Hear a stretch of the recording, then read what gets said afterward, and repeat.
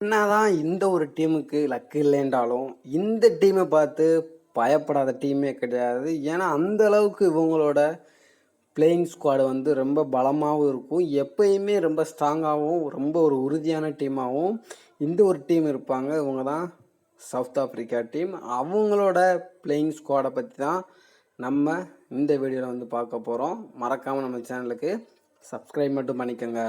இந்த கிரிக்கெட் வரலாறுல எனக்கு சவுத் ஆஃப்ரிக்கா டீமை ரொம்ப பிடிக்கும்.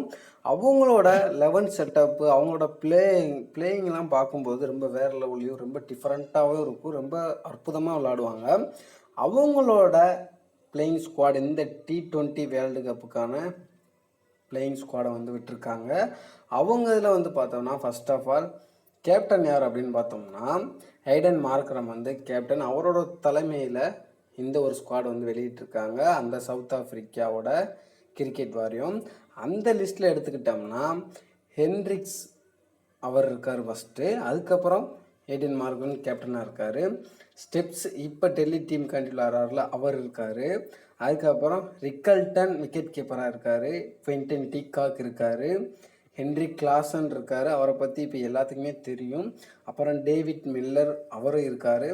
மார்க்கோ ஜான்சன் எல்லாத்துக்குமே தெரியும், அவர் இருக்கார். கேசவ் மகாராஜா அவரும் இருக்கார். அப்புறம் சாம்சி இருக்கார். ஃபர்டியூன் அப்படின்றவர் இருக்கார். நோர்கியா இருக்கார். கோட்ஸி இருக்கார். ரபாடாவும் இருக்கார். அப்புறம் பிராண்டின் மேன் அப்படின்றவரும் இருக்காங்க. இவங்களோட பிளேயிங்ஸை பார்க்கும்போது எனக்கே கொஞ்சம் பயமாக இருக்குது. மற்ற டீமுக்கு பயமாக இருக்காதா என்ன? அந்த அளவுக்கு ஒரு நல்ல ஃபஸ்ட்டு பெர்ஃபார்மன்ஸும் பண்ணுவாங்க.